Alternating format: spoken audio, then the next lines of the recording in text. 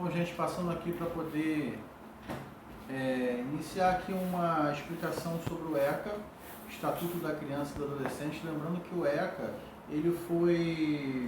qual foi a fonte de inspiração do ECA? Foi uma convenção internacional da criança e do adolescente, tá? Então essa convenção internacional, ela deu base para construir o ECA, que diz respeito à proteção integral da criança e do adolescente. Mas quem é criança? Tá? Criança é toda pessoa, né, de 0 a 12 anos. Tá? Então, de 0 a 12 anos nós temos a infância. De 12 a 18 nós temos a adolescência. Tá? E a partir dos 18 anos nós temos a maioridade. Então, o ECA, Estatuto da Criança e Adolescente, ele vai falar só questões sobre proteção à criança, direitos da criança e do adolescente, né? Proteção da criança e do adolescente, quais são os direitos, quais são os deveres da família em relação à criança e ao adolescente. Da mesma forma, quais são as atribuições, as obrigações do Estado em relação à criança e o adolescente. Então, esse aqui é o ECA. Se você ainda não passou aqui para pegar, dá uma passada aqui, já está impresso. Tá? Então, aqui eu tenho o ECA e tenho também atividades que vocês deverão fazer e entregar aqui no curso para estar anexando a pasta de vocês, certo? Então, aqui nós temos aqui, dialogando sobre o ECA, a lei, né, que rege o ECA, que normatiza o ECA, é a Lei 8.069, que ela dispõe sobre a proteção integral à criança e ao adolescente.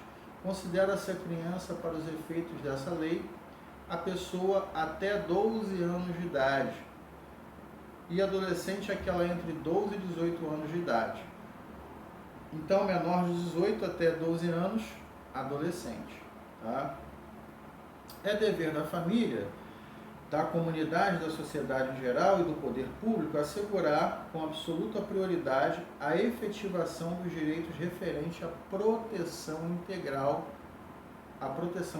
da criança e do adolescente. Então, a gente inicia aqui com uma fala, um conjunto aqui, né, de ideias bem interessantes. É dever da comunidade, é dever da família, é dever do Estado, ou seja, todas essas entidades, família, Estado e sociedade, devem contribuir pelo zelo integral da criança e do adolescente. O item 2 nós estamos assim: sobrevivência, direito à vida, direito à alimentação, à saúde. Então são fatores essenciais, elementos para a vida, né? Para que você possa viver. Habitação, alimentação, saúde, cultura, esporte, lazer, escola, tá? Condições para que você possa fazer isso. 3. Desenvolvimento pessoal e socioeducacional, profissionalização, cultura e lazer. Então, o jovem, a criança, o adolescente, ele também precisa ter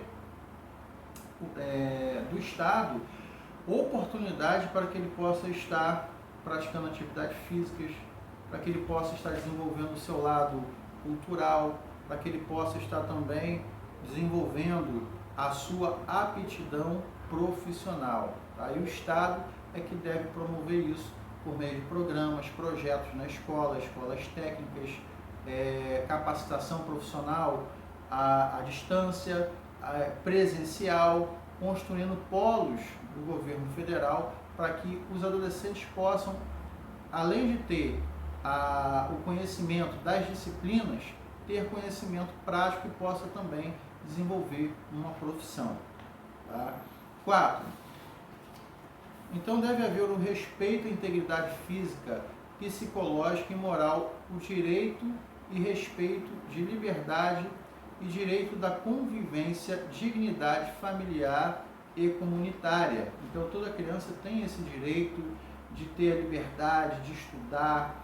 A criança não deve ser forçada a trabalhar. A gente está vendo aí um festival de crianças no sinal, vendendo bala. Não quero entrar no mérito da questão se é certo ou se é errado, mas o Estatuto da Criança diz que o Estado, quando ele permite uma criança, ao invés de estar na escola, tendo o seu direito, gozando do seu direito integral, de ter esporte, educação, lazer, proteção da família, da sociedade, quando ele está ali vendendo bala no sinal, vendendo qualquer coisa, ele passa o dia inteiro ali, sem uma alimentação, né? Vulnerável a sol, chuva. Que futuro essa criança vai ter? O que ela está construindo? Será que ela está tendo a sua integridade física e psicológica diante desse cenário preservada? Claro que não. Tá? 6. A palavra integral é inspirada no espírito da Convenção Internacional dos Direitos da Criança. Na verdade, é a única doutrina jurídica. Além dessa Convenção Internacional do Direito da Criança, não existe nenhuma outra doutrina, livro específico abordando, normatizando direitos da criança, tá? E da criança e da juventude. No item 7, tá? Nós temos assim, artigo 6, na interpretação desta lei, levar-se-ão em conta os fins sociais a que ela se dirige, as exigências do bem comum, os direitos e deveres individuais e coletivos, e a condição peculiar da criança e do adolescente como pessoas em desenvolvimento. Estas são as concepções sustentadoras do ECA. Todos artigos derivam daí. Então, todos os artigos do ECA derivam da ideia de proteção, segurança, integridade física, psicológica, acesso à cultura, lazer, desenvolvimento profissional, desenvolvimento social, né, da criança e do adolescente. Tudo deriva dessas ideias principais que eu falei para vocês aqui. Então,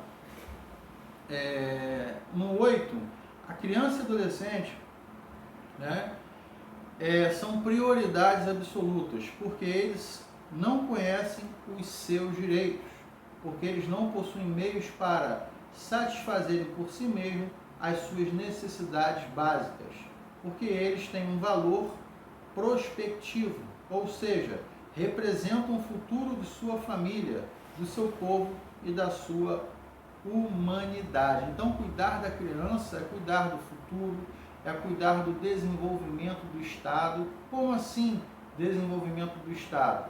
As crianças serão os futuros adultos que estarão no mercado de trabalho. E uma vez que você entra no mercado de trabalho, você vai estar fazendo o quê?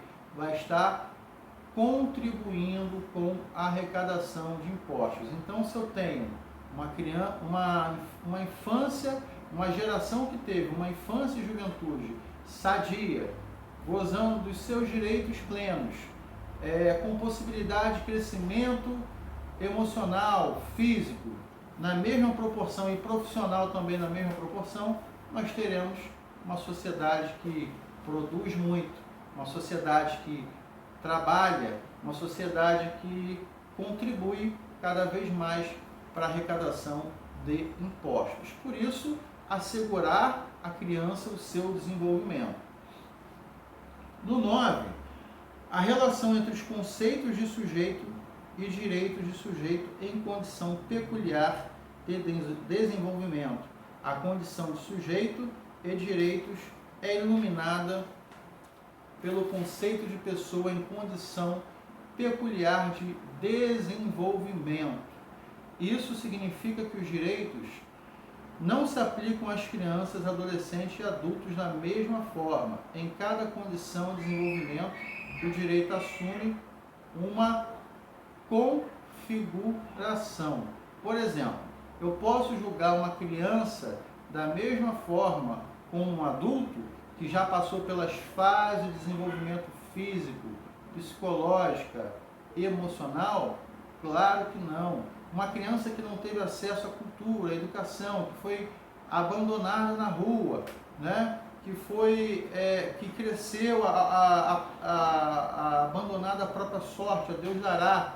Como eu posso julgar uma criança com o mesmo princípio de uma criança que não se desenvolveu assim, de um adolescente que se desenvolveu, né, com acesso a tudo isso que nós falamos aqui. Então, é claro, nós vamos gerar pessoas, nós vamos gerar cidadãos diferentes, obviamente, né?